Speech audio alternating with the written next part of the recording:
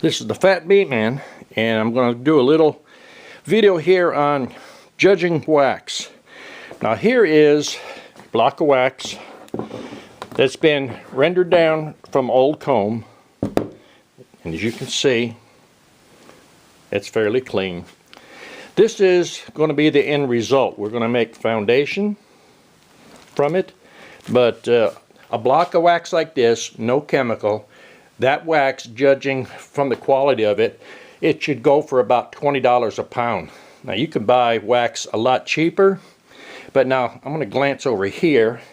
Now here's some wax at different stages. Now this wax over here is first time melt. As you can see, it's got a lot of propolis, a lot of trash. And here, this is a little off colored. Now this one up here is the yellow looking wax. This one here is a few shades lighter. Now your bee supply houses give you probably $1.50, $2, $2.50, but if you're selling wax you should get at least $5 to $10 minimum. Now this here is capping wax, and as you can see, it's very light.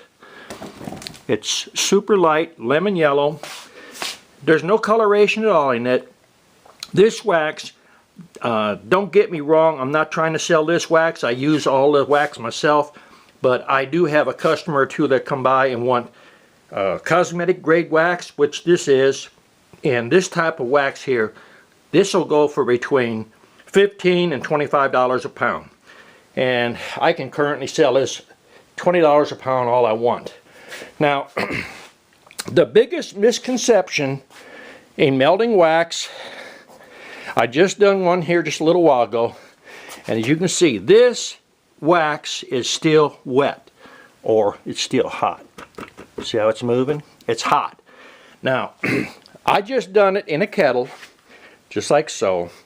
That's about a 20-quart kettle, and I see so many people putting so many things about cleaning wax and how to do it. This is 4 frames of wax put in this kettle. 4 frames now, no more. Now you see, get some of this out. You see how this is real light? This is crumbly. There's no more wax in there. You can see the strainer. There's no wax in it. Now, there is so many people that's trying to sell you filters. I'm going to go back over here and I'm going to show you some of the crap people trying to sell you. I've experimented around and done so many different projects. I've had people come and say use some old shears. Now look at the wax. You see how it's got a cake? You can hear it. There's a lot of wax in there. You're throwing money away. Another person says use old t-shirts. This is an old t-shirt. Got a lot of wax in there. Paint filters. I mean, you name it, I've got them in here. I've tried every means. The means I'm trying to show you is the most effective, cost-effective, and time-wise, and you won't lose a lot of your wax. Now, it doesn't have to be super clean to make a foundation. Here's some sheets that we made a couple weeks ago, and as you can see, there's a little bit of propolis here, and the bees will actually jump on this quicker than if it's a sheet that has no propolis in it and has been refined down to nothing. Now, we're going to put up a bunch of ebooks, DVDs, and Paul Turner out of Canada is managing my web page, and I'm going to swing over here. This is our new web page. It's www.newfatbeeman.com.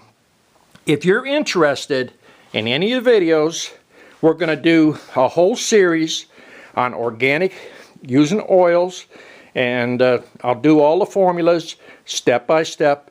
They'll be very informative, and here's some of the oils that we use. And I've had a lot of people send me emails. Here is oil. This is spearmint oil, and I don't know if you can see at the top here. I buy my oils from Loran Oils. Here's another one.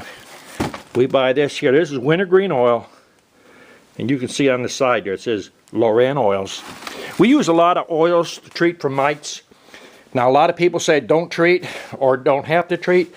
I believe if you want to keep your bees, you're going to have to use something. And the natural oils is replacing a lot of stuff the bees could normally find. And we've got to the point where we mow our weeds down, we mow everything down so there's less and less for bee forage. So this is another way to keep your bees alive. And come visit the new web page and leave a comment. If you got something you want to see, be sure to send an email to Paul and we'll get with it. Appreciate you watching The Fat Bee Man.